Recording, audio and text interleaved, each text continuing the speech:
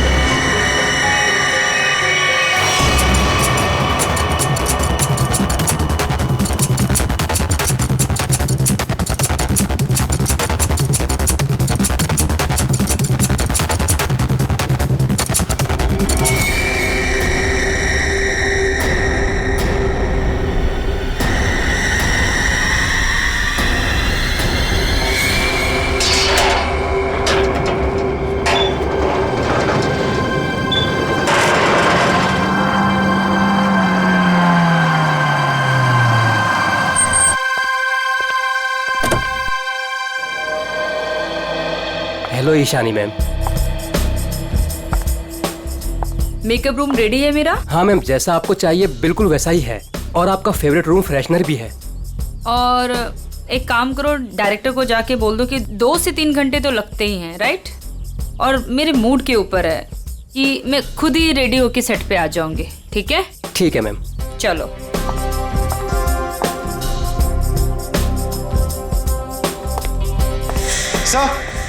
Sir Ishani madam आ गए हैं। आ गई? बीबू जी देख, महारानी के तैयार होते ही आज का पूरा शॉट उसको अच्छे से समझा देना। जी सर। ठीक है, मैं उसके नखरे नहीं झेल सकता। Yes sir. सर अगर उसने मुझे थप्पड़ मार दिया तो खा लेना एक थप्पड़।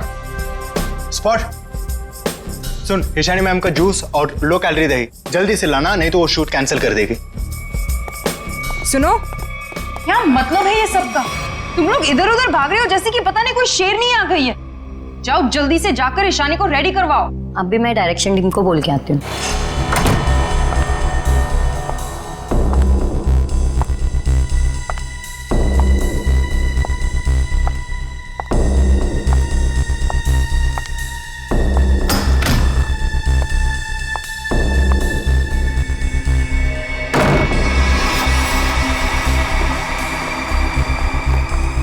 सर, माना कि ईशानी बहुत बड़ी स्टार है, लेकिन हम भी उसके नौकर नहीं है।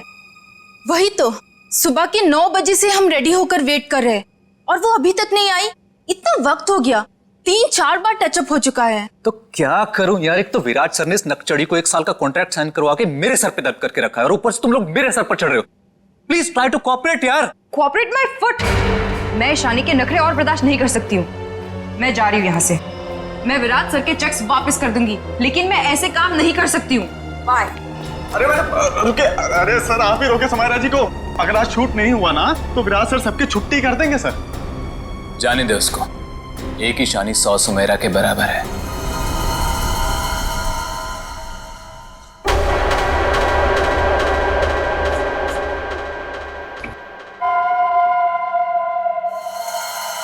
बीबू बहुत देर होगी, देखना कहां पर है, बुला उसको। सर वो सैंडल उतार के मारेगी मेरे मुंह पे। लिख के ले लो, वो वापस नहीं आने वाली है। ईशानी के नखरे ही एक दिन उसे ले डूबेंगे। अरे तू जा, उसको बुला के ले। जा जा, अरे जाना। जा रहा हूं सर।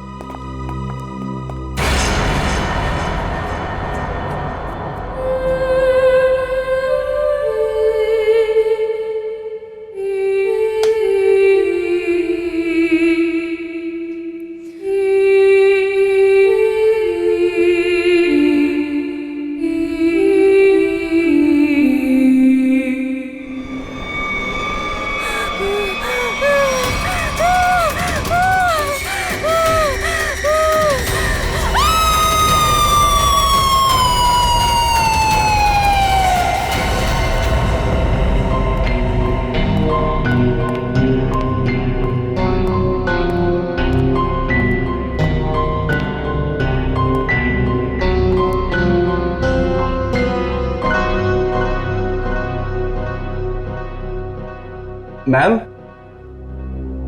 मैम आप रेडी हैं तो मैं अंदर आ जाऊं? मैडम भाग जा यहाँ से, वरना तेरा पैर तोड़ दूंगी।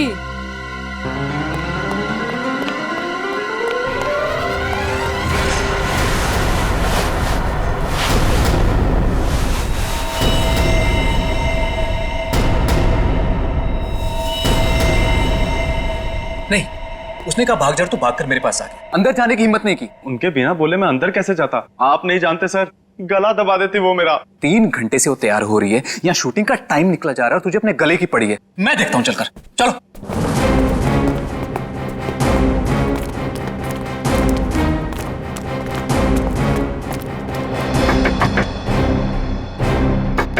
ईशानी। सर प्लीज, मैम गुस्से में लगती है, शूट छोड़कर चली जाएंगी। तो तुम्हें करो, चुप रहो। ईशानी दरवाजा खोलिए, अभी सब नहीं चलेगा, प्लीज दरवाजा खोलिए।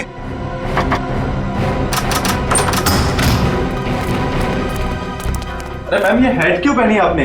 ये तो ब्रीफिंग में है ही नहीं। मैम ऐसे बैठे क्यों हैं? क्या अकड़ है इस औरत के अंदर। ईशानी जवाब दो, हमारी तरफ देखो। ईशानी, ईशानी।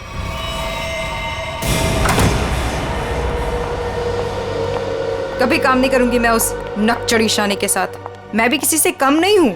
अरे इतना टेंशन क्यों ले रही हो तुम देखना, मैं तुम्हें इससे बड़ा काम दिलाऊंगा। मैं अभी मम्मी को फोन करके बता देती हूँ कि आज मैं लेट आऊंगी। ठीक है, तुम मम्मी को फोन कर लो, हम तुम्हारा अंदर इंतजार करते हैं। ठीक है, मैं अभी आती हूँ। ठीक है।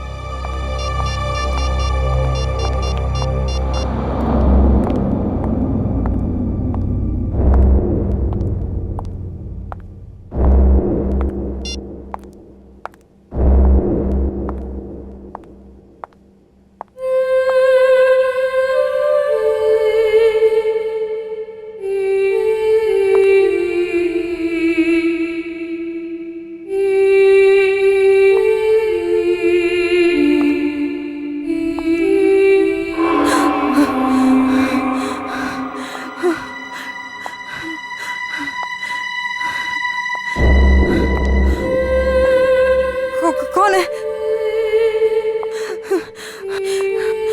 सामने आओ। ये हैट, ये यहाँ कैसे?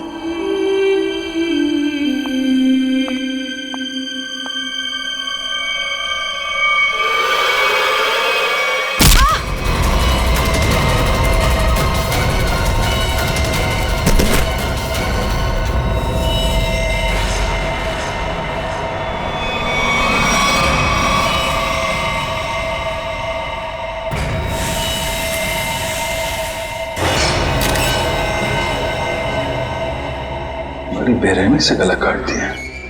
हाँ सर, ये अजीबोगरीब मेकअप और ये लाल रंग की हैट भी रखी। मारने के बाद इतना मेकअप करता है कातिल, ये लाल रंग का हैट बड़ा अजीब केस है ये। सर ये मेकअप और सारा कुछ उस कातिल ने ही किया है। अच्छा,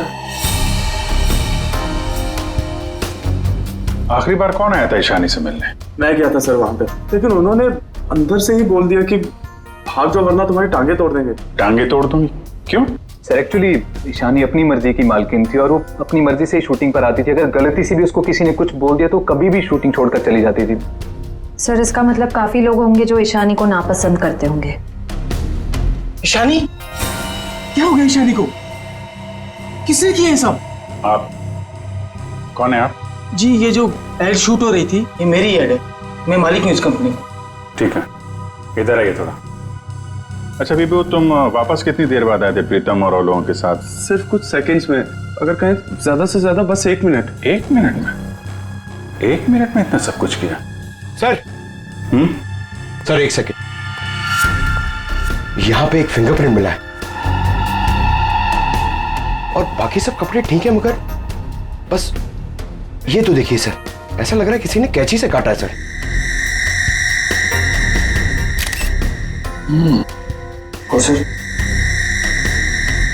और सर यहाँ पे खून मिला है सर। कातिल पहले से ही कमरे में मौजूद था। सर हो सकता है बिहू ने जो आवाज सुनी वो ईशानी की हो ही ना। हो सकता है। क्या ईशानी से मिलने कोई आया था क्या? नहीं सर, और किसी को आते जाते नहीं देखा। सर कहीं ऐसा तो नहीं कि खूनी ईशानी के कमरे में पहले से ही छुपा हुआ था? एक्चुअली यही हुआ है। आदमी पहले से छुपा हुआ था, फिर वो खून करता है बेरहमी से, फिर इतना सारा मेकअप लगाता है, चेयर पे बैठाता है और लाल रंग की हैट पहनाता है। सब करने में टाइम तो गया ही होगा।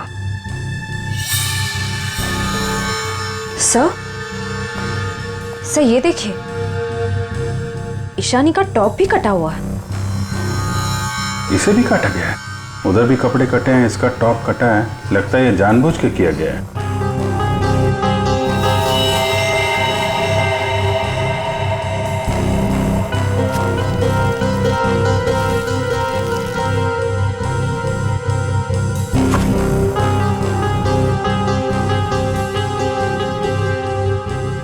सर ये कॉटन सॉक्स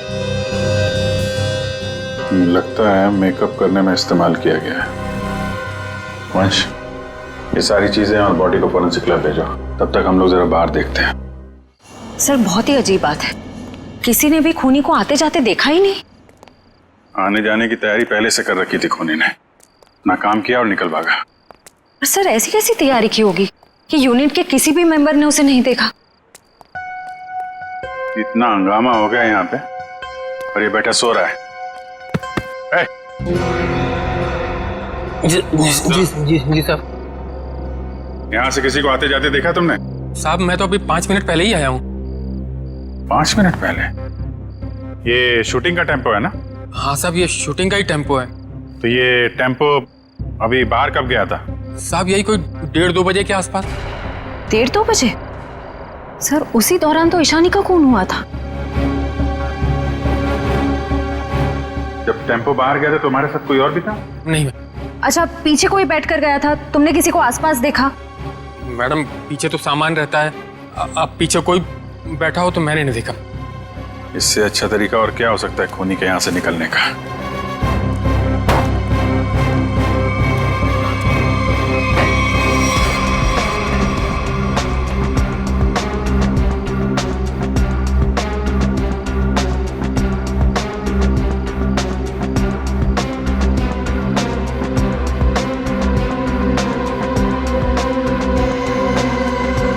पीओपी का टुकड़ा ये यहाँ क्या कर रहा है? शूटिंग में तो कहीं भी धूल मिट्टी थी नहीं।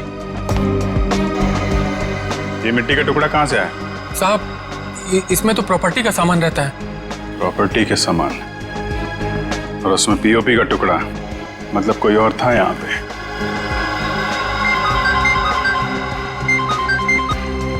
हेलो, क्या? कहाँ पे?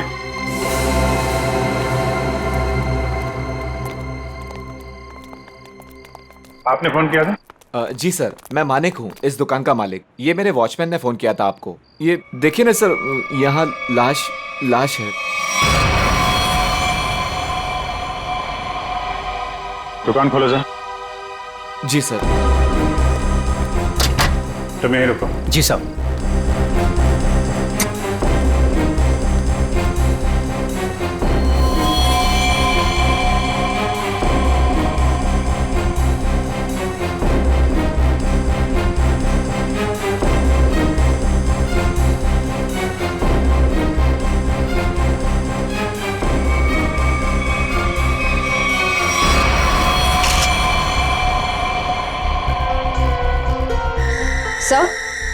सर इसे भी बिल्कुल ईशानी की तरह मारा गया है।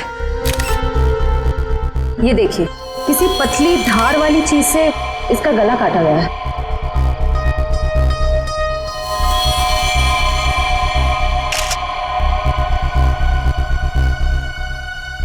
सर ये देखिए, इसका टॉप भी वैसे ही काटा गया है। इसका मेकअप निकालो, देखो कौन है ये। Yes sir. ये लाश दुकान में आई कैसे? सर मुझे नहीं मालूम।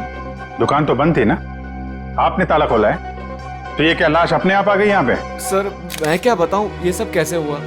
ये लाल टोपी और इसके कपड़े भी मेरी दुकान की नहीं है, और मैं इस लड़की को तो पहली बार देख रहा हूँ। सर मेकअप निकल गया। ये तो समायरा है ना? इसकी भी मॉडलिंग वाली फोटो हमने देखी थी वहां पे। हाँ सर।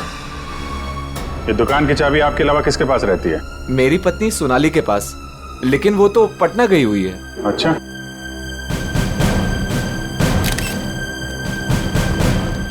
तुम्हारी ड्यूटी में एक आदमी यहाँ पे खून करता है, उसकी लाश को यहाँ दुकान में रख दिया। क्या कर रहे थे तुम? कुछ देखा नहीं तुमने? देखा ना साहब, पर वो खूनी है ये कैसे पता चलता? हा? कैसा था वो? था नहीं साहब, थी। वो एक औरत थी, उसे मैंने जाते हुए पीछे से देखा था। उसने लाल रंग का कोट पहन रखा था, उसके बाल लंबे थे और उसने सर पे एक लाल टोपी पहन रखी थी। और हाँ साहब, उसने डस्टबिन में कुछ डाला था।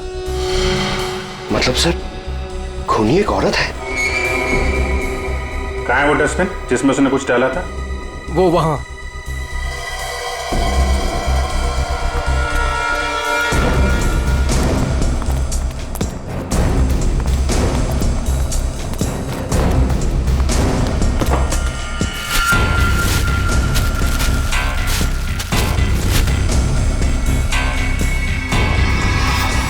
तो ये तो फिशिंग का सामान है, मछली पकड़ने का कांटा वाटा।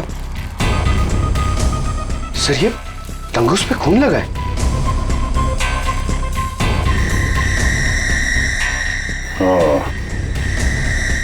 लगता है इसी का इस्तेमाल किया गया है खून करने में। भरे दिन के उजाले में शूटिंग पर कोई मेकअप रूम में घुसता है और ईशानी को मार डालता है, और तुम में से किसी ने कुछ भी नहीं देखा और ना कुछ सुना है? ये कैसे हो सकता है? सर एक्चुअली ईशानी की परमिशन के बिना उसके कमरे में कोई नहीं जाता था। इनफैक्ट उसने बीबू को भी दरवाजे के बाहर से ही भगा दिया, और उसके बाद जैसे ही हम लोग गए तो देखा वो मरी हुई थी। चलो सर, ये कास्टिंग डायरेक्टर है कीकू। लेकिन सर मुझे यहाँ क्यों लाया गया है? मैंने समायरा और ईशानी का गला थोड़ी काटा है। चुप! तुम ही वो कास्टिंग डायरेक्टर हो ना, जो ईशानी और समायरा को जानते हो उनके मॉडलिंग की शुरुआत के दिनों से? जी सर। और विराज की शूटिंग पर तुमने ही भेजा था ना उन दोनों? हाँ सर। मतलब तुम अच्छी तरह से जानते थे कि वो कब और कहां मिलेंगी? देखिए सर, गलती हो गई, अब मैं किसी को कहीं नहीं भेजूंगा। दरअसल 5 साल पहले ही मैंने वो काम छोड़ दिया था। 5 साल पहले काम छोड़ चुके थे? कुछ लड़कियों ने मेरे खिलाफ केस कर दिया था, उस वजह से मेरा ऑफिस भी बंद हो गया। तो फिर कल तुमने ईशानी और समायरा को विराज के शूट पे कैसे भेजा? दरअसल दोस्ती दोस्ती में विराज के शूट पर उनको भेज दिया था सर, लेकिन इन सब से मेरा कोई लेना देना नहीं है सर। फिलहाल तो हम मान लेते कि तुम्हें कुछ नहीं मालूम, तुमने कुछ नहीं किया। लेकिन एक बात याद रखो, अगर जरूरत पड़ी तो तुम लोगों को हम फिर से बुला लेंगे। जा सकते हो तुम।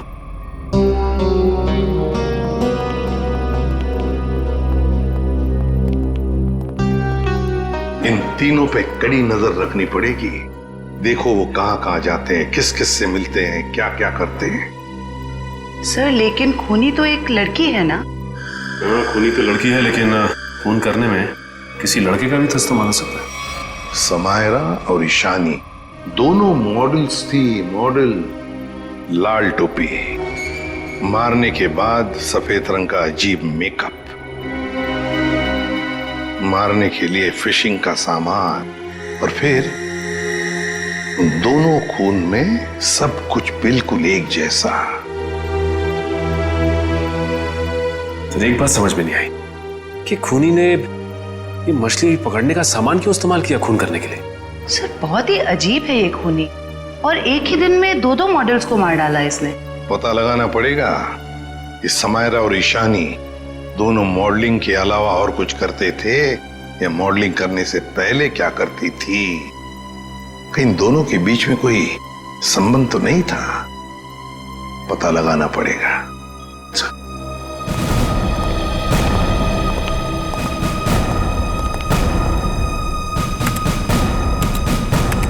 सर 2009 में समायरा और ईशानी ब्यूटी रिबन नाम की मॉडलिंग एजेंसी में काम करते थे, जिसका मालिक ये कीकू था। Kiku, casting director Kiku. इस कीकू के बंद पड़े ऑफिस में जाना पड़ेगा, देखना होगा शायद इसके बाकी मॉडल्स की भी जान को खतरा हो। और ये भी हो सकता है कि हमें उस औरत के बारे में कोई सुराग मिल जाए।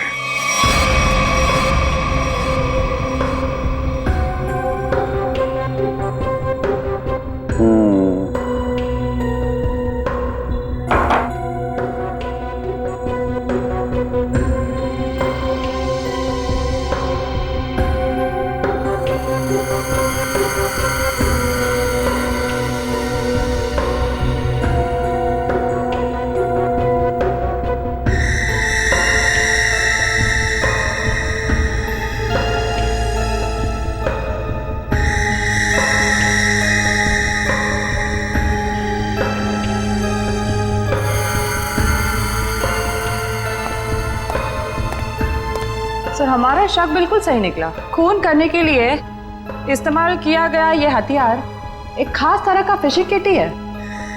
सर आप सुन रहे हैं मैं क्या कह रही हूँ? हाँ सुना तारिका, लेकिन मैं फिलहाल किसी और काम में हूँ। क्या? खूनी का कद नापने में। अरे वाह सालुंखे, खूनी के कद का पता लगा लिया तूने? हाँ बस 1 मिनट से नहीं, ये दोनों के गर्दन का ये घाव देखो बस। ये घाव का निशान ऊपर की तरफ बना हुआ है, ना तो सीधा है ना नीचे की तरफ। मतलब खूनी ने तार से इन्हें ऊपर की तरफ खींचा। इसका मतलब साफ है, खूनी की ऊंचाई इन दोनों से ज्यादा थी। मतलब सर वो खूनी औरत इन दोनों से लंबी है? बिल्कुल पंकज, और लगभग 5 फीट 7 इंच थी। ये मेरी ट्रिग्नोमेट्रिक कैलकुलेशन मुझे बताती है, इंक्लूडिंग वो जो सैंडल उसने पहने हुए थे उनके। एक बार हाथ में आ जाए ना तो ऊंचाई भी नाप लेंगे। 5 फुट 7 इंच की लड़की जिसके लंबे और सीधे बाल हैं। और सर या तो उसे फिशिंग करने का, मछली पकड़ने का शौक था, या तो फिर किसी खास मकसद से उसने ये सामान, ये फिशिंग किट का इस्तेमाल किया होगा। सालुंखे, लगता है इस मछली पकड़ने के तंगूस से, इस तार से इन दोनों के गले को काटा है। बिल्कुल बस। डॉक्टर साहब, जो प्लास्टर ऑफ पेरिस जैसी मिट्टी मिली थी हमें, उससे कुछ पता चला क्या? हाँ पता चला सचिन। बॉस वो सामान मूर्ति बनाने के काम में आता है। मूर्ति बनाने का? बॉस टेस्ट चल रहे हैं, बाकी का भी पता चल जाएगा। तू कब बताएगा सालुंखे? बताऊंगा थोड़ी देर में, लेकिन एक खास बात और बताना चाहता हूँ। वो क्या है? बॉस ये देखो, ये है वो तार जिससे खूनी ने इनका गला काटा। खूनी जब इनका गला काटने की कोशिश कर रहा था, इन लोगों ने अपने बचाव में हाथापाई की होगी। उसी झड़प के दौरान खूनी का पलक का एक बाल मुझे इस तार पर से मिला है। तो मतलब तू अब इस बाल का डीएनए टेस्ट करेगा, है ना? करना ही पड़ेगा। एक खूनी लड़की जिसका कद 5 फुट 7 इंच है, जिसके सीधे और लंबे बाल है, जिसे मछली पकड़ने का शौक है और शायद मूर्तियां बनाने का भी। बस इतना भी काफी है हमारे लिए, इस लड़की को ढूंढने के लिए। मछली पकड़ने का खास सामान लेके चलती है तो समंदर के किसी किनारे में कुछ तो पता चलेगा ही उसके बारे में। पर सर हमें सिर्फ उसकी ऊंचाई, उसके काले सीधे बाल और उस टोपी के बारे में पता है। सिर्फ इतनी इंफॉर्मेशन के बलबूते पर उस तक पहुंचना थोड़ा मुश्किल लगता है सर। कोशिश तो करनी पड़ेगी श्रेया, अपने आप तो चल के आएगी नहीं हमारे पास है। हाँ वंश, इन्हें बता दिया ना हमें किस लड़की की तलाश है? जी सर। हाँ तो क्या जानते हैं उस लड़की के बारे में आप? साहब आप लोग ऐसी औरत के बारे में जानना चाहते हैं ना जो मछली पकड़ने के लिए बोट का इस्तेमाल करती है? बिल्कुल। ऐसी तो बहुत औरतें आती है हमारे यहाँ पर। देखिए जिस लड़की की हमें तलाश है वो लंबी लड़की है, 5 फुट 7 इंच की होगी, लंबे बाल हैं, सीधे बाल हैं। और उसकी उम्र तकरीबन 25 से 30 साल के बीच में। लंबे बाल, 25 से 30 साल की उम्र, ऐसी 2-3 लड़की आती है हमारे यहाँ पर। हमें उनके नाम और पते चाहिए। आप जब वोट देते हैं तो नाम पते तो लिखते होंगे ना? जी साहब।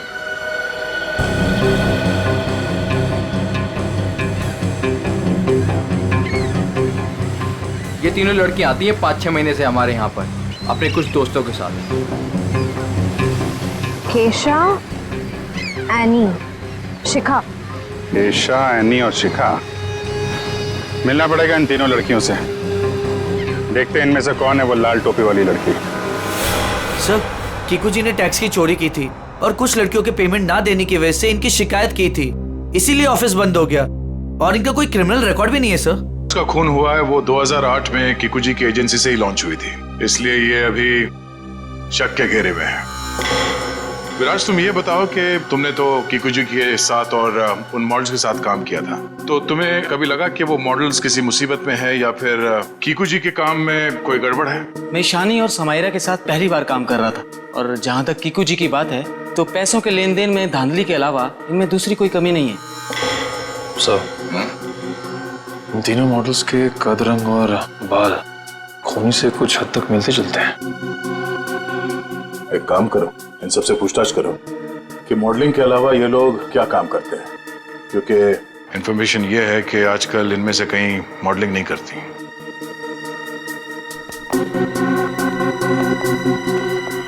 एनी, 2012 में आप मॉडलिंग छूट चुकी थी, हाँ। अब आप क्या करती हैं? अभी मैं एक फिशरी स्टोर चलाती हूँ। शिखा, राइट? जी। आप एक प्रिंट मॉडल है, ये तो हम जानते हैं। इसके अलावा क्या करती हैं? मैं कुछ भी नहीं करती। और आप क्या करती हैं केशा जी? मैं मूर्तियाँ बनाती हूँ। मूर्तिकार, ठीक है, थैंक यू।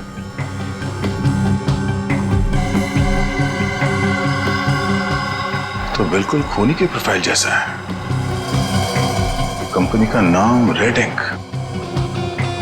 मेरा शक सही है, इस एजेंसी के मॉडल्स का ही कुछ राज है। सर, एनी, केशा और डॉली, उन तीनों के प्रोफाइल्स कुछ उन्हीं से मिलते जुलते हैं। सर, इनका संबंध मूर्तियां बनाने और फिशिंग से भी है। तो इनका प्रोफाइल पेशा दोनों शक के दायरे में है। एक काम करो, इन तीनों को ब्यूरो लेके चलो। सर, खूनी लड़की ने जिस तरह के कपड़े पहने थे उस तरह के कपड़े आ गए सर। Very good. पंकज, इन तीनों के नंबर्स हैं ना हमारे पास? Yes sir. सेलफोन नंबर्स जरा ट्रेस करो, देखो जब उन दोनों लड़कियों के खून हुए तब ये तीनों कहां थी। Yes sir. जयंती सर। ले जाओ जी। आप तीनों मेरे साथ आइए। कहाँ? अभी बताती हूँ, आओ।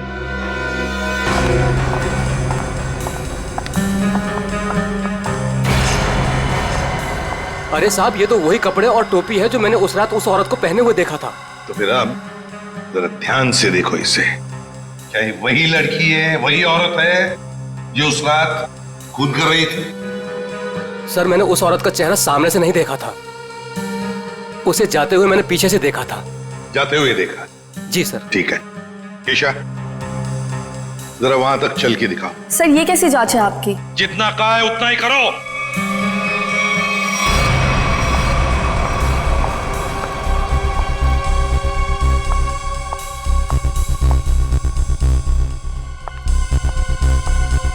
नहीं साहब।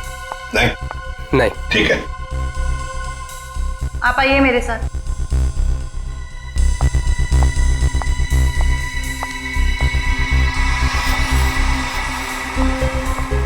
रुको, वहां तक वॉक करके आओ।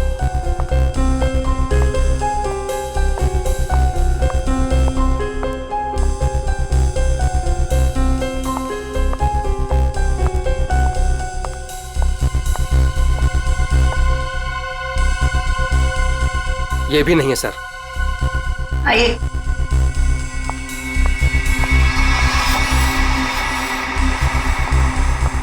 सर, इन्हें तो कपड़े काफी अच्छी तरह से फिट हो रहे हैं। हाँ, दिख रहा है।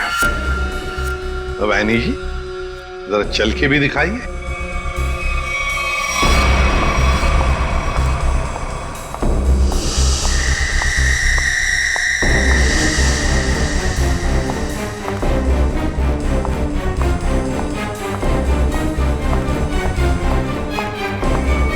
यही है सर, बिल्कुल यही है सर। क्या बक रहे हो?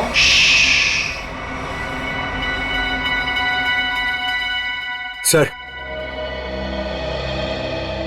सर जिस वक्त समायरा का खून हुआ था, आनी का फोन उसी एरिया में था। सुना है नहीं? उसी इलाके में था तुम्हारा फोन जिस वक्त ईशानी और समायरा का खून हुआ था। तुम जा सकते हो। और मैं? आपको तो रुकना ही पड़ेगा। सर, मैं क्यों नहीं जा सकती? वो इसलिए कि खूनी की चाल और तुम्हारी चाल बिल्कुल वही है। और तो और सबसे बड़ी बात कि तुम्हारा फोन उसी इलाके में मिला जहां पर इन दोनों लड़कियों का खून हुआ। सर इन सब का क्या मतलब है? I mean, दो लोग एक जैसे दिख सकते हैं ना?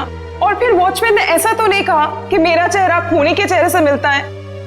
लेकिन जिस वक्त खून हुआ उस वक्त तुम्हारे मोबाइल की लोकेशन भी वही की बता रही है, और ये सब कुछ इत्तेफाक तो नहीं हो सकता। सर उस वक्त सैकड़ों लोग उस एरिया में थे, तो क्या सब खूनी है? बस बस, बहुत बोल दिया। बताओ क्यों किया खून ईशानी और समायरा का? सर आप मुझ पे दो दो खून का आरोप लगा रहे हो, मैंने कुछ नहीं किया ऐसा। अभी तो सिर्फ आरोप लगाया है, सजा मिलनी तो अभी बाकी है। सजा? जी सजा, खून की सजा फांसी। सर मैंने कुछ नहीं किया ऐसा, मैं बताती हूँ सर। बताओ। पर मेरी एक शर्त है। ये लो, इनकी एक शर्त भी है। चलो बताओ क्या शर्त है? सर मुझे 50 लाख रुपए चाहिए। 50 लाख रुपये? हाँ। चलो दे दिए। अरे लेकिन तुम पैसों का क्या करोगी? तुम्हें तो सजा होने वाली है। आप वो सब छोड़िए, मैं आपको बता रही हूँ ना, मैंने कुछ नहीं किया। सर मैं तो सिर्फ उसे जानती हूँ जो खूनी को जानता है। और वो है शिखा। शिखा? तुम इतने यकीन के साथ कैसे कह सकती हो? आप लोग पता कर सकते हैं ना? हाँ वो तो हम पता करेंगे। सर मेरे पैसे? पैसे? कौन से पैसे? सर अभी आपने बताया आप देंगे। कब? नहीं सर, मैंने तो कुछ नहीं सुना। कब कहा? सर ये सरासर धोखा है। नहीं यानी जी हम कभी धोखा नहीं करते।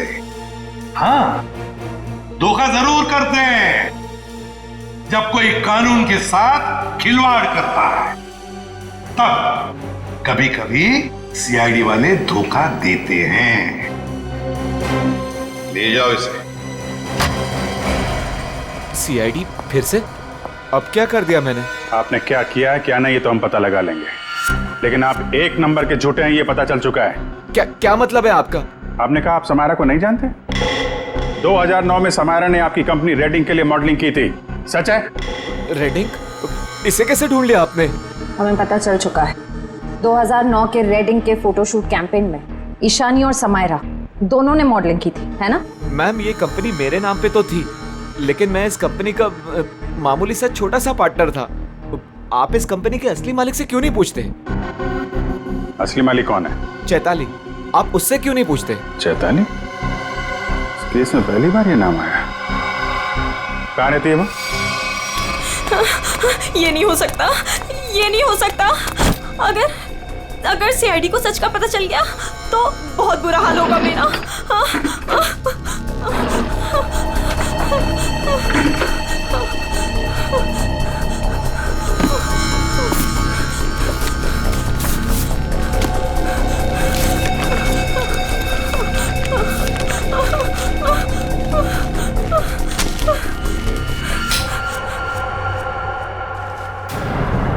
कौन है?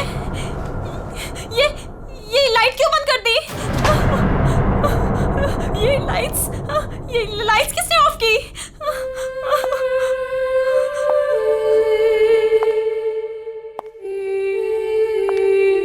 कौन है वहां? कौन है वहां?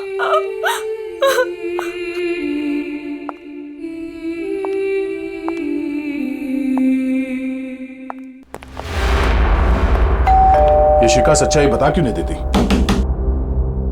सर पहले कुछ सच बता देती तो किसी की जान ही बच सकती थी।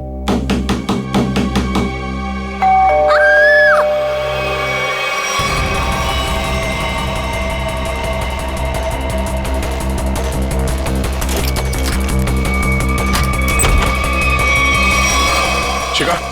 शिखा? शिखा? बचाओ!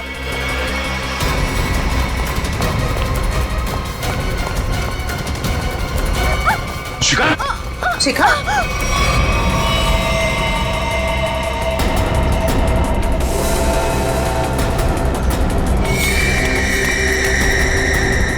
नस कटी नहीं है। इशिता जल्दी एम्बुलेंस को बुलाओ, जल्दी। भाग गई, कोई बात नहीं, बच के जाएगी कहाँ? सर को जलाने की कोशिश भी की गई है। शिखा,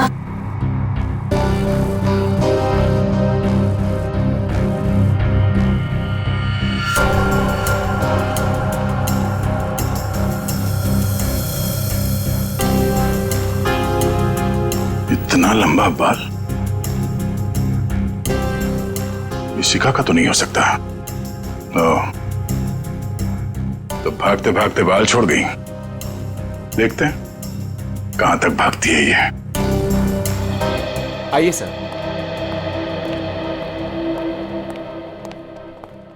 सर मैं यहाँ तब से नहीं आया जब से मेरी और चैताली की हिस्सेदारी वाली कंपनी बंद हुई है। पता नहीं है वो कहाँ है। घर की अच्छी तरह से तलाशी लो, देखो क्या मिलता है।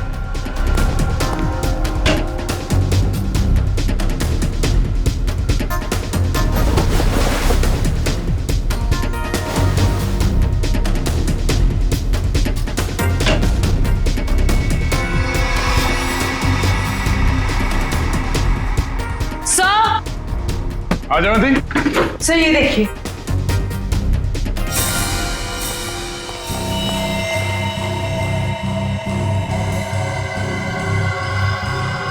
ये तो उस खूनी का पहना हुआ है। सर इस बंद पड़े घर में ये यहाँ कैसे आ गया? चल निकालो उसे बाहर।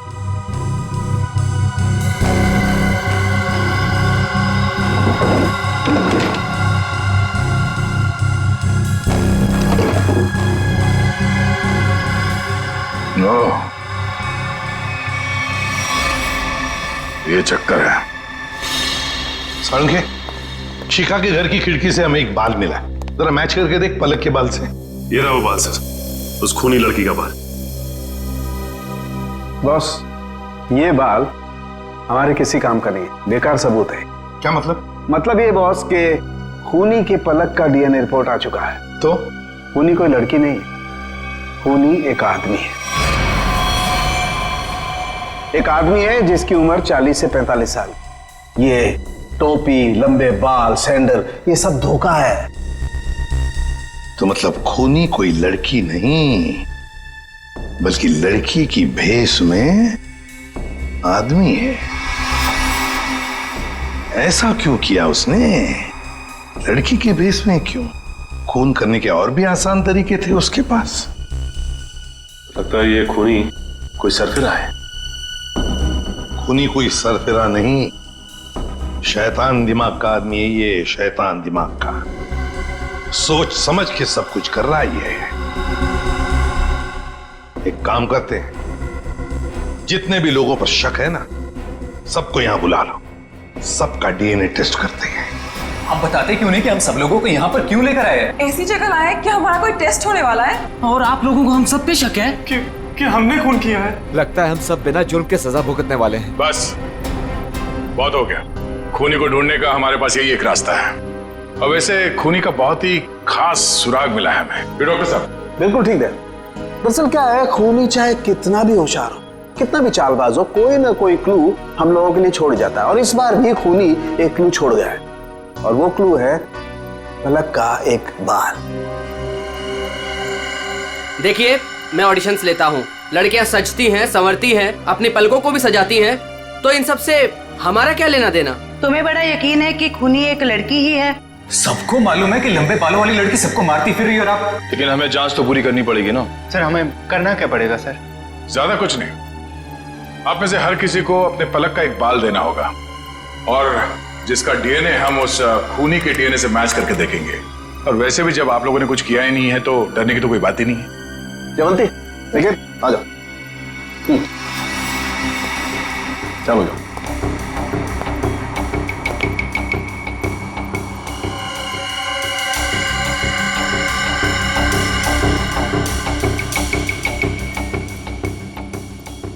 देखिए प्लीज, मेरी तबीयत ठीक नहीं लग रही, मुझे चक्कर आ रहे हैं, मुझसे ये सब नहीं होगा। अच्छा, तुम्हारी तबीयत भी अभी खराब होनी थी? सर आप इस जांच को बाद में भी कर सकते हैं। चलो प्रीतम, मैं तुम्हें हॉस्पिटल ले चलता हूँ, चलो। और चैताली किसी हॉस्पिटल में है क्या? निकल।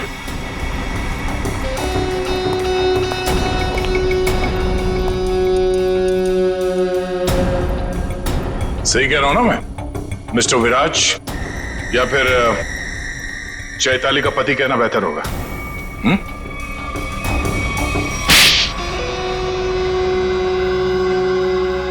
चैताली कहाँ है बताओ। चैताली अब इस दुनिया में नहीं है, और जिनकी वजह से वो इस दुनिया में नहीं है, मैंने उन सबको, समायरा और ईशानी, उन दोनों को भी चैताली के पास पहुंचा दिया। और जिस लड़की शिखा को आपने बचाया है, मैं उसे भी नहीं छोड़ूंगा। तुम सीआईडी के सामने किसी को जान से मारने की धमकी दे रहे हो मिस्टर विराज, बड़ी हिम्मत है। तुम्हारे घर में हमें पता चल गया था कि सारे खून के पीछे तुम्हारा ही हाथ है, और अब डीएनए टेस्ट से प्रूव भी हो जाएगा, लेकिन हम तुम्हारे मुंह से सुनना चाहते हैं। मैं तो अपनी बीवी को इंसाफ दिलाना चाहता था, बस शिखा, समायरा और ईशानी, ये तीनों मेरी बीवी की खुदकुशी की जिम्मेदार थी। पर ये बात मुझे 5 साल बाद पता चली। इतने सालों बाद तुम्हें कैसे पता चला कि ये तीनों तुम्हारी बीवी के मौत के जिम्मेदार है? ये 2009 की बात है। चैताली ने द रेड इंक कंपनी में पैसा लगाया था, और ये तीनों लड़कियां उसके बराबर की पार्टनर थी। माणिक तो बस नाम का पार्टनर था इनके पीछे। मैं उस वक्त यूके में था और इन तीनों लड़कियों को जानता भी नहीं था। लेकिन जब इनकी कंपनी नुकसान में चली गई, तो इन तीनों ने मेरी बीवी को कर्जे और बकायेदारों से लड़ने के लिए अकेला छोड़ दिया और उसे मरने पर मजबूर किया। और जब तक मैं उसके पास पहुंचता, उसने फांसी लगाकर खुदकुशी कर ली। मैंने एक औरत का वेश बनाया और अपना बदला लेना शुरू किया, ताकि आप लोग ये सोचते रह जाएं कि खूनी एक औरत थी। शिखा के घर जो जलाया था वो एक सबूत था, उसको मुझ पे शक हो गया था। माना कि उन तीनों की वजह से तुम्हारी बीवी अब इस दुनिया में नहीं रही। तुम कानून की मदद ले सकते थे, लेकिन तुमने ऐसा नहीं किया। अपनी बीवी की मौत का बदला लेने के लिए तुम खून करने लगे। अब तुम्हें फांसी से कोई नहीं बचा सकता।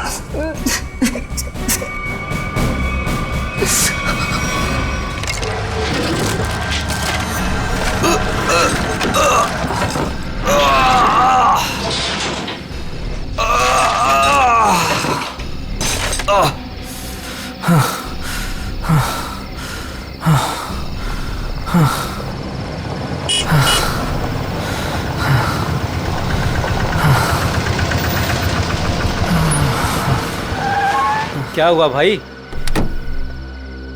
अरे क्या हुआ?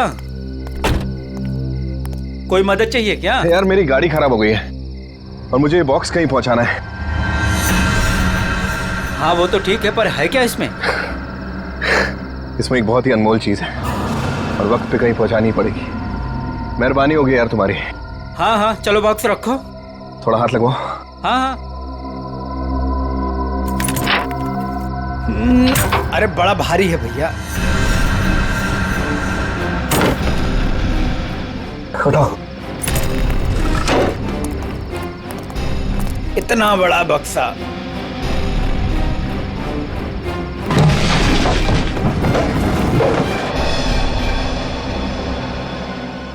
ये एड्रेस है, इस बक्से को इस जगह छोड़ देना। क्या मतलब है? आप नहीं आ रहे हो?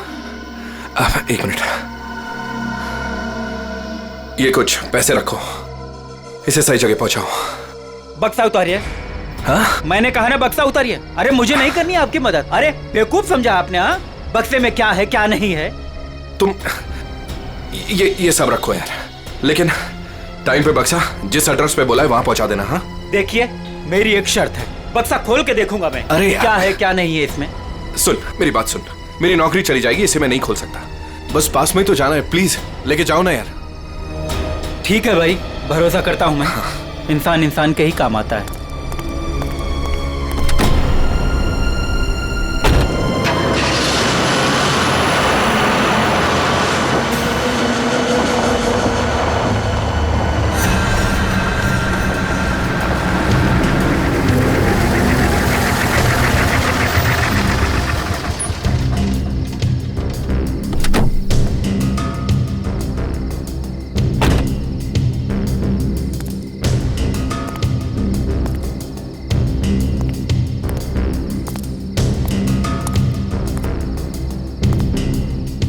पता तो यही। कैसी चीख। अपने को क्या बक्सा यहीं उतार के चलता।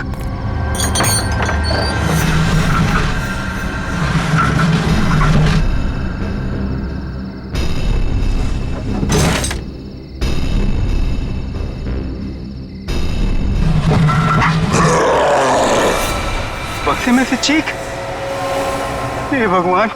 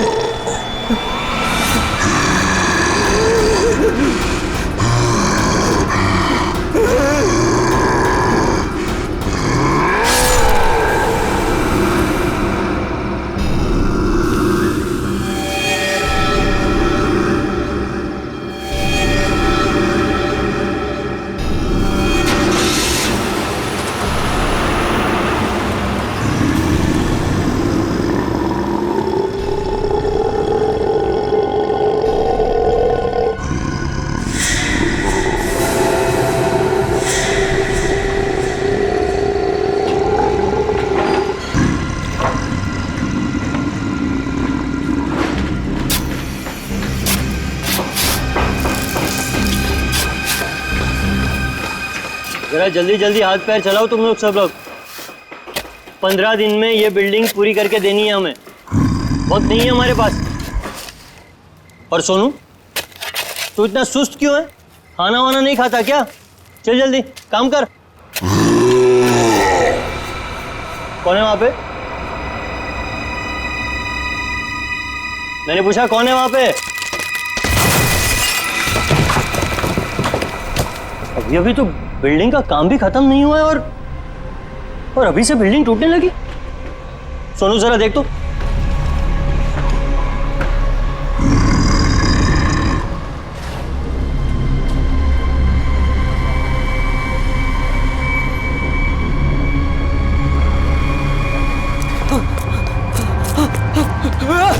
भागो, सब भागो ऐसे। सोनू, वरना सब मारे जाओगे। सोनू हुआ क्या? अरे हुआ क्या? किस चीज की आवाज थी? और ये चेहरे पर निशान कैसा है? पट्टियों वाला मुर्दा। मुर्दा? मुर्दा उर्दा कुछ नहीं होता है, ये जरूर कोई चोर और घुसाया होगा। एक काम करो, सब लोग मेरे साथ चलो, चलिए मेरे साथ।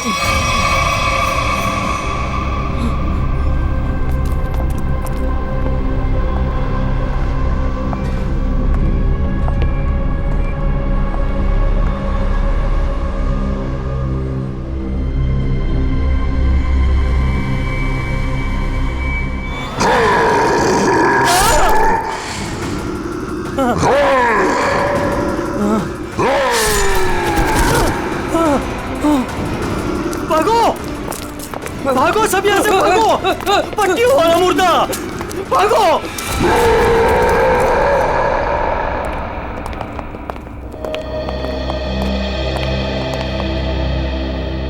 सर, मैंने और मजदूरों ने मिलकर एक फैसला किया है। कैसा फैसला? कि हम आपकी बिल्डिंग में अब काम नहीं करेंगे। तुम क्या बकवास कर रहे हो तुम? सर, लगता है आपकी नजर कमजोर हो चुकी है, इसलिए मेरे चेहरे पर ये निशान आप देख नहीं पा रहे। ये हाँ, शराब पी के झगड़ा किया होगा। सर, ये उस आत्मा की देन है जो आपकी बिल्डिंग में है। आत्मा? क्या बकवास कर रहे हो तुम? हाँ? जानता था, मैं जानता था कि आप मेरी बातों पर विश्वास नहीं करेंगे, इसलिए मैं साथ में सोनू को भी लाया हूं। सोनू,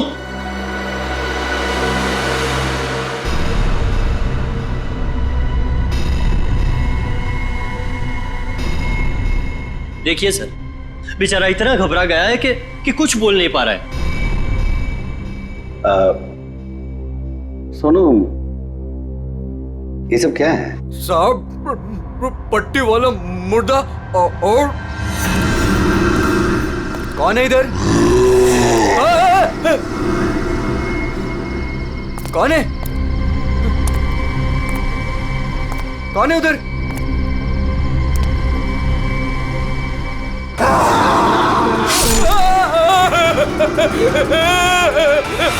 मुझे लगता है कि तुम सब लोग काम कम और नशा ज्यादा करते हो, तभी ऐसी बहकी बहकी बातें कर रहे हो। सर, अगर हमारी बातों पर यकीन ना हो तो कोई दूसरे मजदूर रख के क्यों नहीं देख लेते? जब वो अपनी आप बीती सुनाएंगे तब तो आपको विश्वास हो जाएगा ना। बिल्कुल रख लूंगा। इस शहर में मजदूरों की कोई कमी नहीं है। इस शहर में काम की भी कोई कमी नहीं है।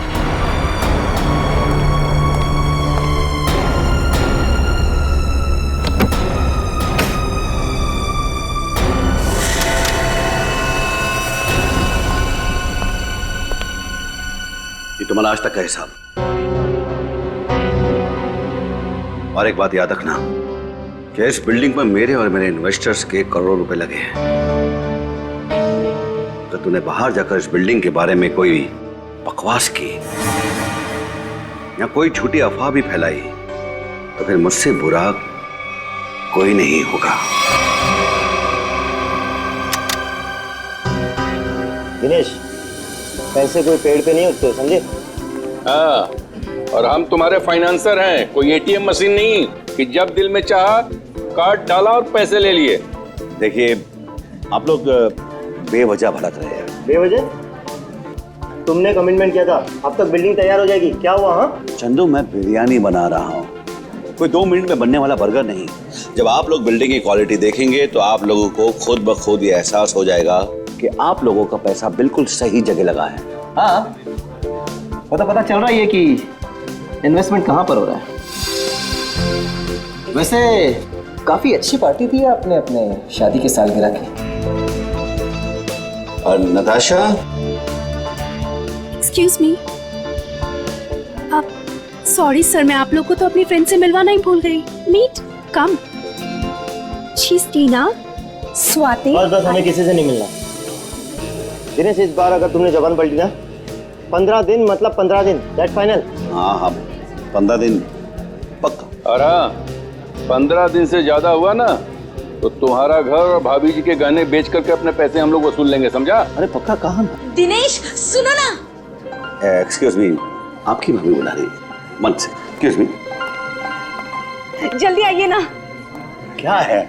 दिनेश देखिए ना, मार्केट में नया हार आया है, आप कभी लेकर देंगे मुझे ये? बस हार और गहने, इन चीजों के अलावा तुम्हारे लिए और कोई चीजें इंपॉर्टेंट है ही नहीं। पति जी है हमारे, तुम्हें कोई फर्क नहीं पड़ता। मन तो करता है कि तुम्हारा गला दबा दूं। क्या बात है पापा, आप मम्मी पर इस तरह से क्यों चीख रहे हैं?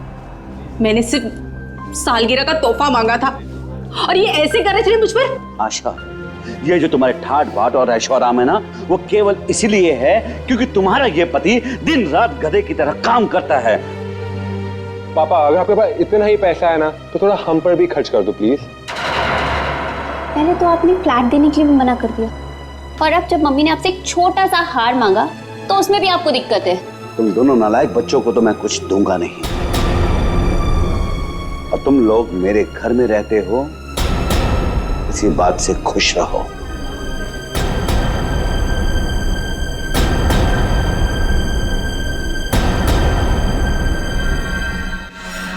नहीं चाहिए मुझे नकली जेवर, जिंदगी भर मुझे नकली जेवर ही दिए हैं। एक छोटा सा हीरे का हार ही तो मांगा था मैंने।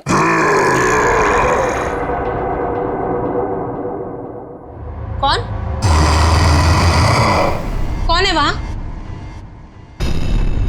कौन है वहां? कौन है वहां?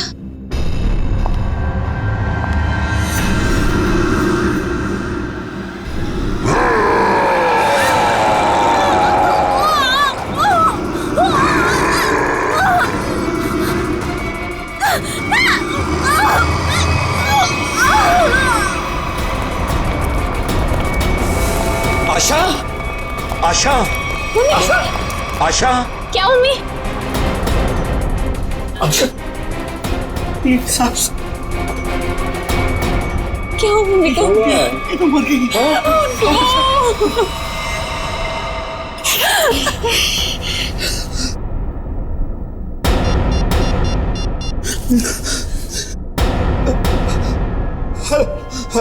Hello, CID.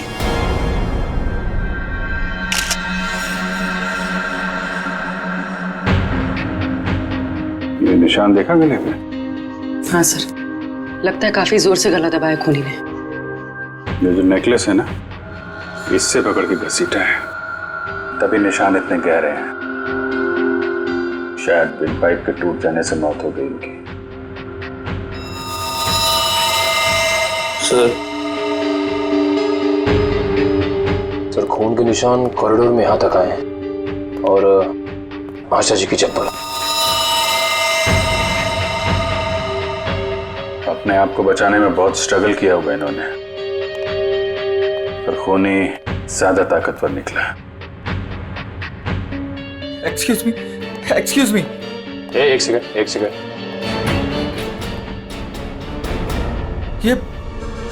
ये सब कैसे हो गया सुलेखा? आज तो इतना शुभ दिन था, शादी के सालगिरह वाले दिन। आपकी तारीफ? जी मैं सुलेखा का हस्बैंड। अच्छा, तो आशा जी आपकी सास थी? जी। सास ससुर की एनिवर्सरी पार्टी में आप काफी लेट नहीं आ रहे हैं? वो बिजनेस मीटिंग में फंस गया था, इसलिए लेट हो गया। बस अभी पहुंचा हूं। ठीक है, इधर आ जाइए आप। दिनेश जी, आपको किसी पे शक है? कौन कर सकता है ऐसा काम? सर, मेरी वाइफ की किसी से कोई दुश्मनी नहीं थी। सर, मैं यही कह रहा हूँ कि दिनेश ने खुद ही अपनी बीवी का फोन करवाया है। सर, हमने इसका झगड़ा सुना था। ये अपनी बीवी से कह रहा था कि मैं तुम्हारा गला दबा दूंगा। पति जिए या मरे तुम्हें कोई फर्क नहीं पड़ता।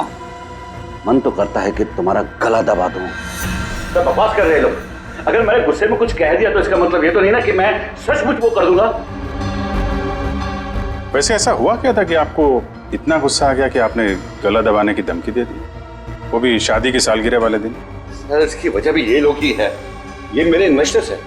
अब मुझे एक पाई ऐसे देते हैं जैसे मुझ पर एहसान कर रहे हैं। तुम लोगों की मैं एक पाई चुका दूंगा, वो भी ब्याज सहित, समझे? तो दे दो ना। एक मिनट, बिजनेस की बातें मत कीजिए। यहाँ पे खून हुआ है।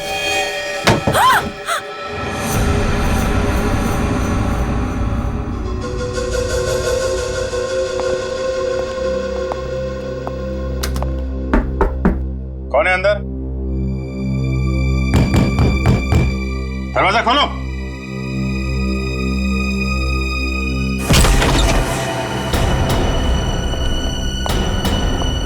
ओह माय गॉड, कौन है ये? सुनिए। छोटो,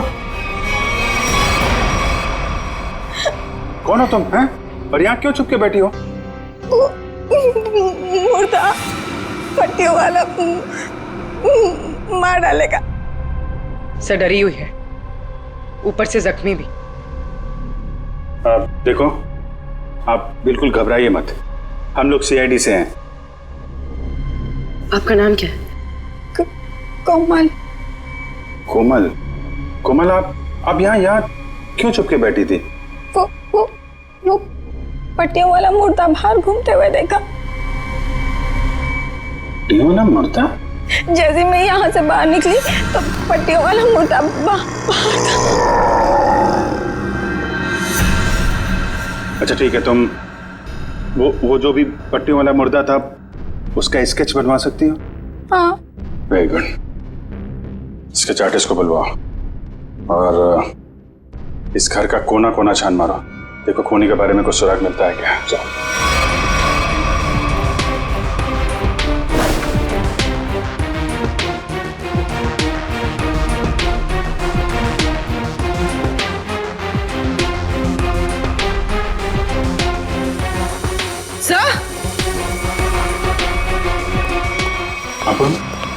सर, ये पट्टी मिली है। क्या? यहाँ पर।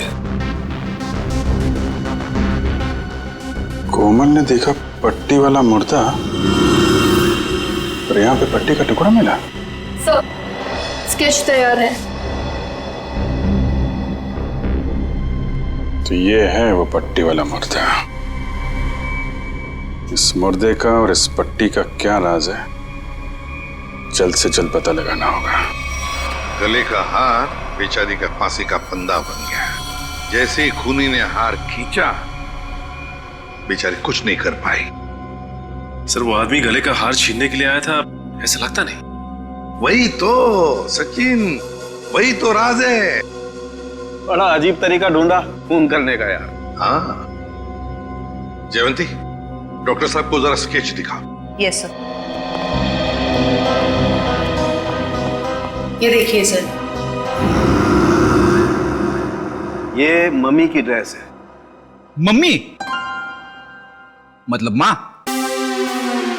मम्मी नहीं फ्रेडी, मम्मी। हजारों साल पहले जब इजिप्ट में राजा महाराजा मर जाते थे तो उनकी बॉडी को एम्बाम कर दिया जाता था। अलग अलग तरीके की सीक्रेट्स, दवाइयां, मरहम, बाम वगैरह लगा दिया जाता था उनकी बॉडी पर और बाद में इन पट्टियों से उसे ढक दिया जाता था। इससे मम्मी सड़ती नहीं थी। मर गए मतलब हजारों साल पुरानी लाश यहाँ पे आ गई और एक के बाद एक खून कर रही है। और शायद अगला खून तुम्हारा होगा। मेरा हो गया, अब चुपचाप खड़े रहो। और एक बात ध्यान में रखो, मम्मी कभी सड़ती नहीं है और ना मम्मी कभी जिंदा होती है।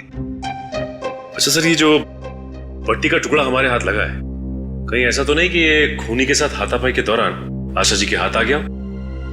नहीं, ऐसे नहीं हुआ है। तारिका जी, आप ठीक है वहां पे? नहीं। फिर एक सीआईडी ऑफिसर बोल रहा है कि इनके हाथों में पट्टी आई थी, मतलब आई थी। सीआईडी ऑफिसर आसमान से उतरता है क्या? उससे गलती नहीं हो सकती। ये पट्टी का टुकड़ा जो आप लोग लेकर के आए हैं, ये हाथापाई में नहीं फटा है। अगर हाथापाई में फटता तो सीधा नहीं फटता, टेढ़ा मेढ़ा फटता, समझे? और ये टुकड़ा कोई मामूली टुकड़ा नहीं है। 1500 साल पुराना है ये टुकड़ा। 1500 साल? 1500 साल? 1500 साल? जी, किसी ने मम्मी की पट्टियां खरीद ली हैं। कहां से सालूं के साहब? ये इजिप्ट से? अरे यार, लोग पुरानी मम्मियां खोद खोद के निकाल रहे हैं और चोरी छिपे बाजार में बेच रहे हैं। ऐसी एक मम्मी शायद इंडिया में आ गई। बाप रे। लेकिन सर, ये खूनी मम्मी बना क्यों होगा? हल्ला मचाने के लिए सचिन, हल्ला मचाने के लिए। ये खूनी चाहता है कि लोग उसे देखें और जोर जोर से चिल्लाए, मम्मी आ गई, मम्मी आ गई। ये खून उस खूनी मम्मी ने ही किया है और वो पट्टी का टुकड़ा जानबूझकर छोड़ गया है हमारे लिए सबूत।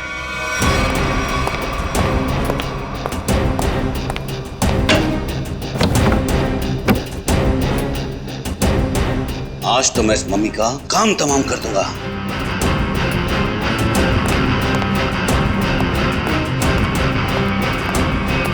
सर, ये सोनू है, दिनेश की बिल्डिंग में काम करता है।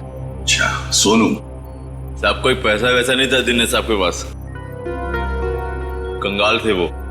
एक मिनट, कंगाल थे वो, कोई पैसा वैसा नहीं था दिनेश साहब के पास, क्या मतलब क्या है?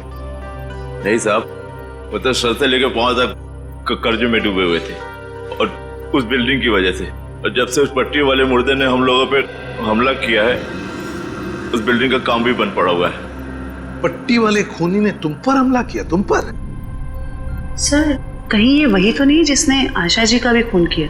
हो सकता है, बिल्कुल हो सकता है। वैसे वो पट्टी वाला खूनी दिखता कैसे है? सर, पट्टियों में लिपटा हुआ, एकदम सड़ा सा मुंह, चेहरे पे खून लगा हुआ था जैसे उसको कोई चोट लगी हो। मतलब उसकी सर आवाज भी बहुत अजीब सी थी, उसकी सर आवाज भी।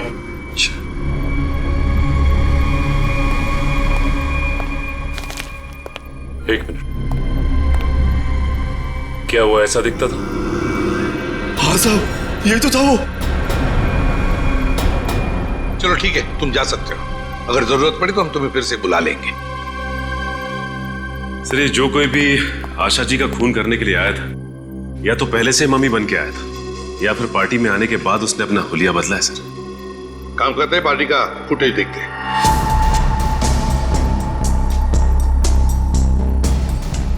एक मिनट, पॉज करो। ये देखो, ये है ना महेश, आशा जी की बेटी सुलेखा का पति महेश।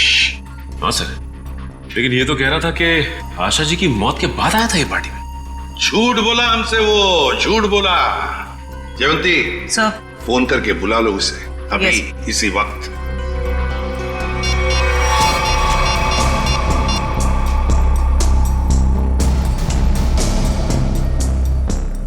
सर, फोन नहीं उठा रहा है।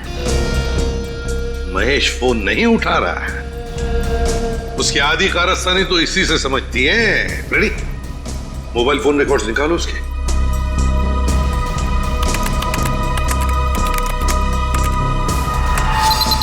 सर, ये रहे महेश के फोन कॉल रिकॉर्ड्स। 40 बार फोन किया है एक ही नंबर पे।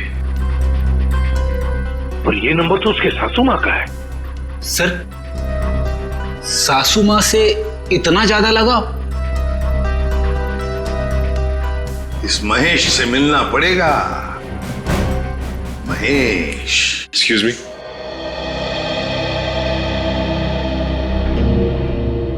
क्या महेश घर पे है इस वक्त? नहीं सर, महेश जी तो अभी घर पे नहीं है। लेकिन प्रॉब्लम क्या है सर? देखिए, महेश ने हम सबसे झूठ बोला। जब आपकी मां का खून हुआ उससे पहले ही महेश वहां मौजूद था। आपका मतलब है मेरे पति ने खून किया है? देखिए, हमें उस पर शक है। लेकिन सर वो ऐसा क्यों करेंगे? पैसों के लिए। पैसों के लिए किया होगा उसने। सर पैसों के लिए? लेकिन सारा पैसा तो डैडी के पास है। उन्होंने आज तक माँ को कभी कुछ नहीं दिया। तो फिर महेश जी जो क्यों हत्या करेंगे मेरी मॉम की? अब ये सब कुछ तो हमें महेश ही बताएगा। लेकिन हाँ, अगर महेश आपसे कांटेक्ट करता है तो हमें खबर कीजिए। तो फ्रेडी, इस महेश का मोबाइल ट्रैक करो, सब पता चल जाएगा।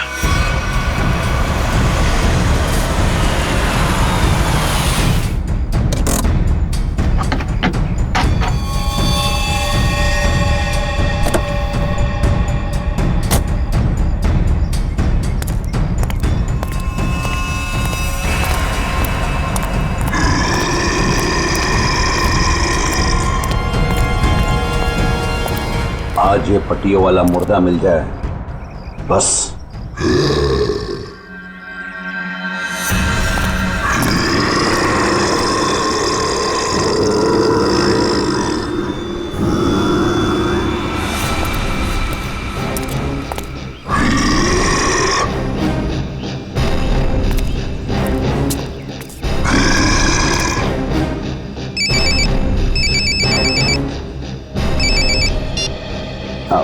हेलो।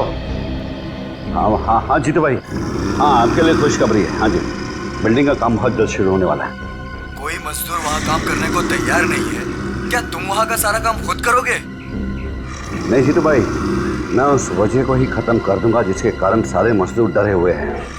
आज उस पट्टी वाले मुद्दे का दी एंड है। मैं आपको बाद में फोन करता हूँ।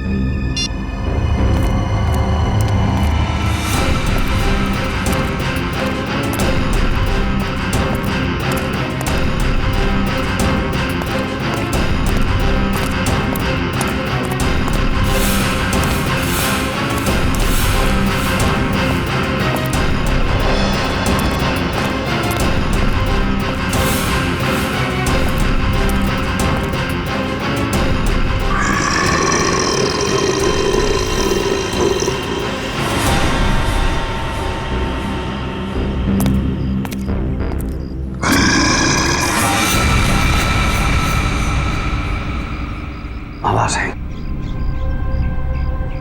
यहीं से आवाज आई। पट्टियों वाले मुर्दे, आज तू बचेगा नहीं। आज तुझे छोड़ूंगा नहीं मैं। गोली मत चलाना। तो तू ही ये सब कुछ कर रहा है और तूने ही आशा को भी मारा। नहीं, मैं ऐसा क्यों करूंगा? मैंने नहीं मारा। तू यहाँ क्या कर रहा है? मैं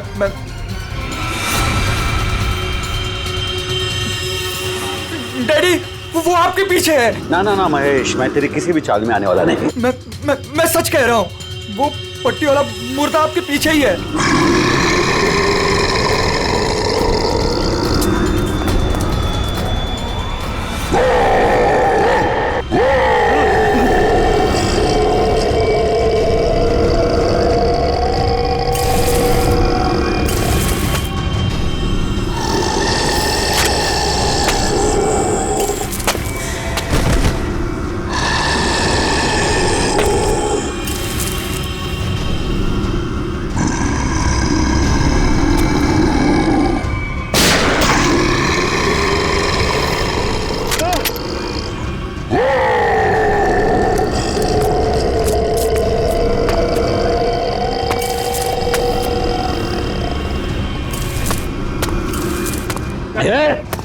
देखो भाई, तू मुझे माफ कर दे।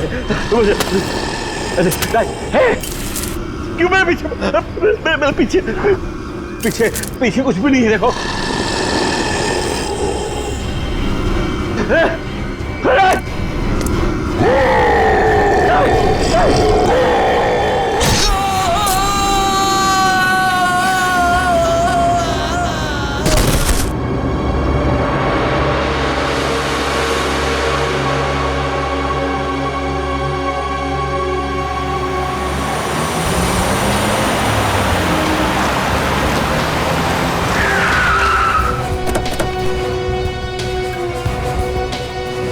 सर मोबाइल कंपनी वालों से पता चला है कि ये दिनेश का मोबाइल भी यहीं पे है। इससे पहले महेश दिनेश को नुकसान पहुंचाए, हमें उसे बचाना होगा। अरे सर दिनेश, चलो देखते हैं।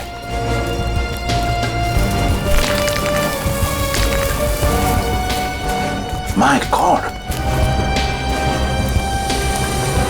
ये तो जिंदा है। सच, जल्दी से एम्बुलेंस बुला, जल्दी। फ्रेडी, जयवंती, देखो आसपास। Yes sir.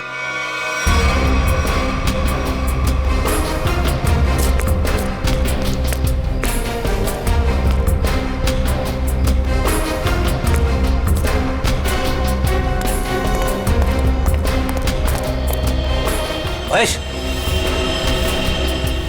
सर। हाँ फ्रेडी, क्या हुआ? सर महेश बेहोश है।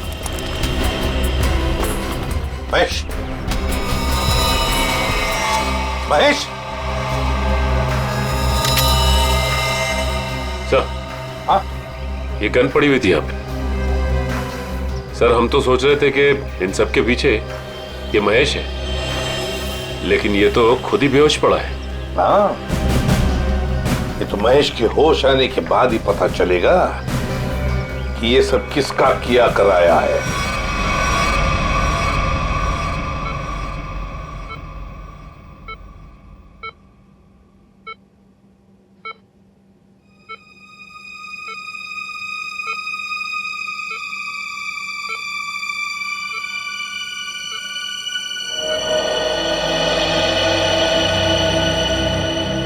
डॉक्टर साहब, अब कैसी तबीयत है मेरे पापा की? फिलहाल इनकी तबीयत नाजुक है, अभी कुछ भी कहना मुश्किल है। 48 घंटे ऑब्जर्वेशन में रखेंगे, फिर देखते हैं क्या करना है। Okay, excuse me.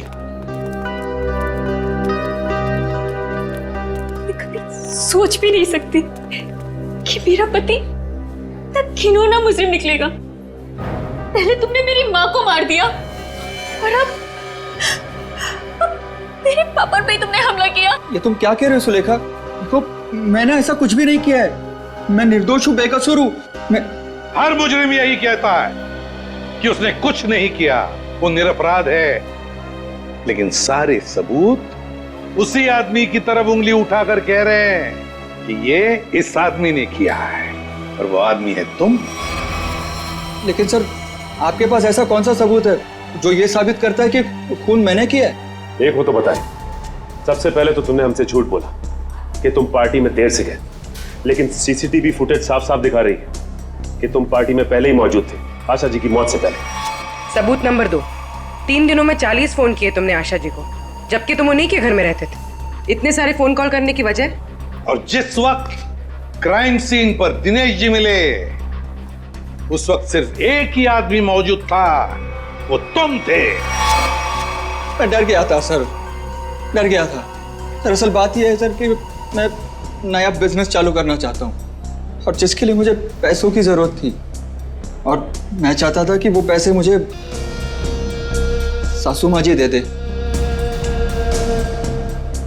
बस सर, इसीलिए मैं उन्हें बार बार कॉल कर रहा था, और कोई वजह नहीं है सर। तो इनके कहने का मतलब है कि ये पार्टी में पैसे मांगने के लिए गए थे आशा जी से, है ना?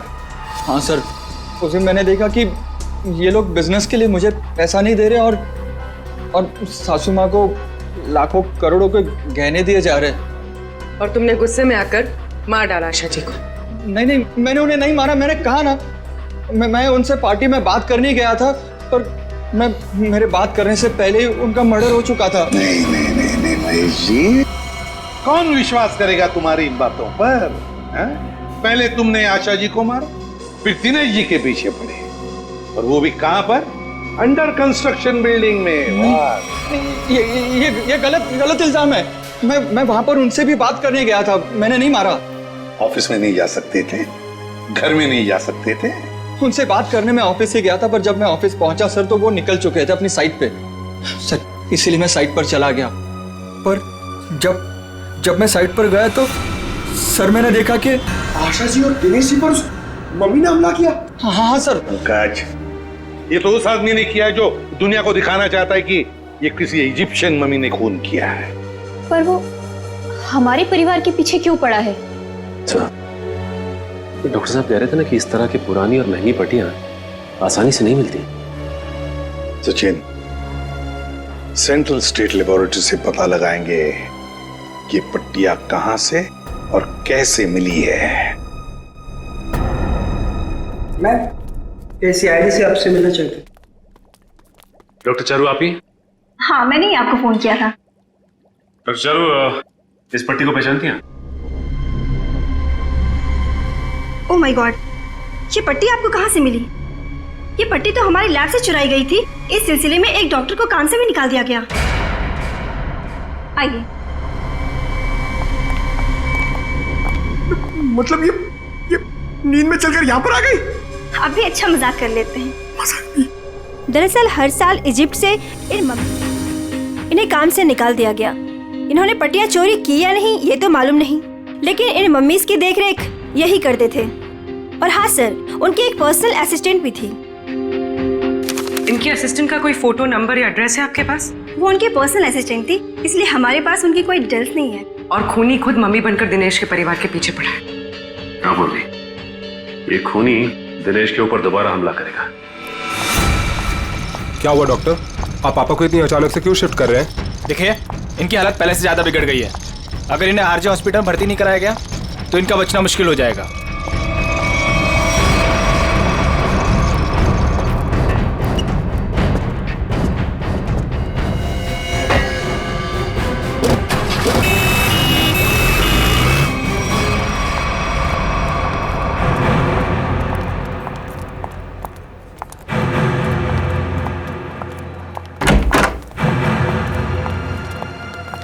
दिनेश जी तो कहीं दिखाई नहीं दे रहे यहाँ पे। वही तो, चलो देखते।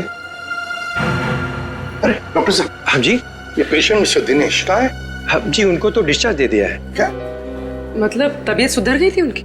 नहीं, तबीयत तो नाजुक ही थी, पर उनके परिवार वालों को शायद भरोसा नहीं था कि उनका यहाँ अच्छा इलाज होगा। तो उन्होंने दूसरे डॉक्टर को फोन किया और वो यहाँ से दूसरे हॉस्पिटल ले गए। कौन से hospital? RJ hospital.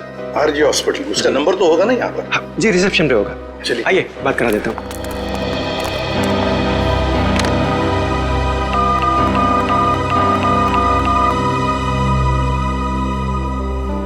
Hello, RJ hospital. देखिए, मैं एसीपी प्रद्युमन बोल रहा हूँ, सीआईडी से। आपके हॉस्पिटल में अभी अभी एक पेशेंट एडमिट हुआ है। दिनेश नाम है उनका। नहीं हुआ है?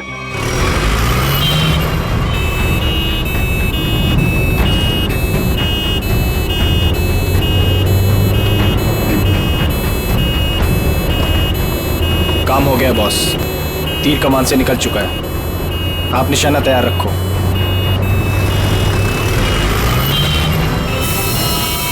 अरे धुआं कहाँ से आ रहा है? अरे गाड़ी रोको, गाड़ी रोको, गाड़ी रोको।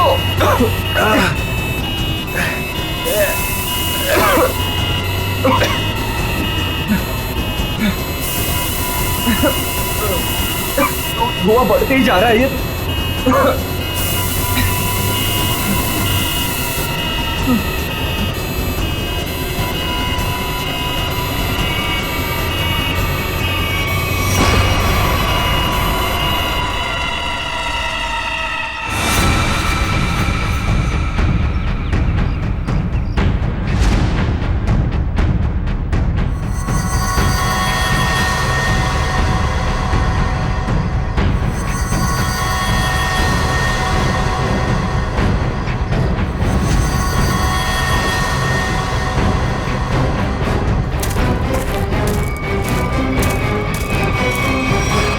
क्यों, अब तुम्हारे जीवन का मकसद पूरा हो गया?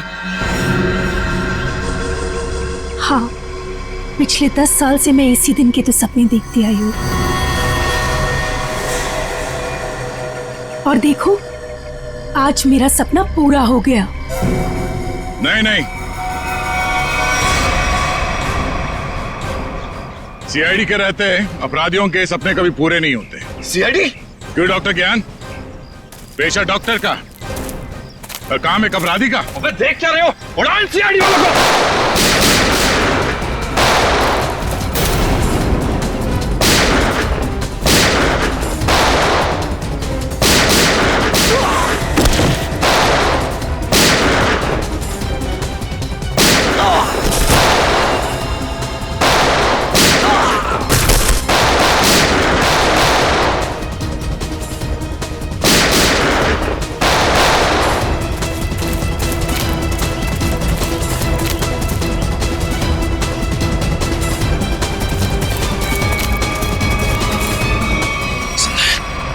सबके सब बेहोश हैं, इनको होश में लाना पड़ेगा।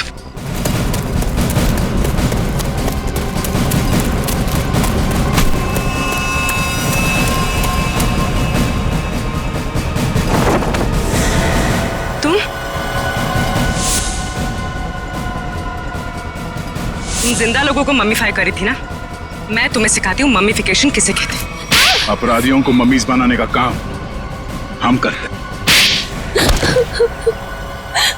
मैं दिनेश की सेक्रेटरी सिर्फ इसलिए बनी ताकि इससे अपने भाई के मौत का बदला ले सकूं, और इसलिए मैंने मम्मी बनकर इसकी बिल्डिंग में काम करने वाले लोगों पर हमला किया ताकि मम्मी की अफवाह फैल जाए। तुम कुणाल की बहन हो? नाम मत लो अपनी गंदी जबान से मेरे भाई का। एक वक्त था जब वो तुम्हारा सबसे करीबी दोस्त था, और तुमने क्या किया? दोनों साथ गए थे ना विदेश पैसा कमाने के लिए।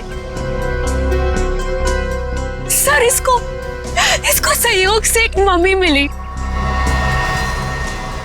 और मेरा भाई चाहता था कि वो ये मम्मी वहां की देश की सरकार को सौंप दे, लेकिन ये दिनेश उसे ग्रे मार्केट में बेचना चाहता था। सर ऐसा सर।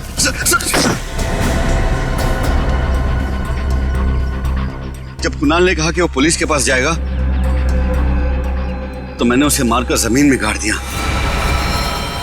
और मम्मी बेचकर अमीर बन गया। वाह, बहुत अच्छा काम किया तुमने। पैसों के लालच में तुमने दोस्ती को जमीन में गाड़ दिया। मुझसे गलती हो गई सर, मुझे माफ कर दीजिए आप। अब ये तो समझ में आ गया कि तुमने नताशा को नौकरी पे इसलिए रखा क्योंकि तुमने कुणाल की बहन को देखा नहीं था।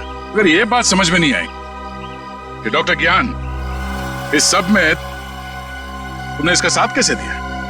मैंने ये सब पैसे के लिए किया। पैसों के लिए अपराध के दलदल में कूद गए तुम। और नताशा, तुम्हें पता कैसे चला कि तुम्हारे भाई का खून इस दिनेश ने किया? जब कई दिनों तक भैया की विदेश से कोई खबर नहीं आई तो मैं उनका पता लेने के लिए इसके घर गई थी, और वहां मैंने सुना कि अपनी बीवी को बता रहा था कि किस तरह इसने मेरे भाई का खून कर दिया और उसे जमीन में गाड़ दिया। आशा ये सब पहले से जानती थी, और इसलिए मुझे उसको मारने का कोई पछतावा नहीं है। पछतावा होगा, तुम सबको बहुत पछतावा होगा जब कानून तुम्हें कड़ी से कड़ी सजा सुनाएगा, शायद फांसी। इस तरह के और भी एपिसोड देखने के लिए हमारे चैनल को सब्सक्राइब करें और बेल आइकन दबाना ना भूलें।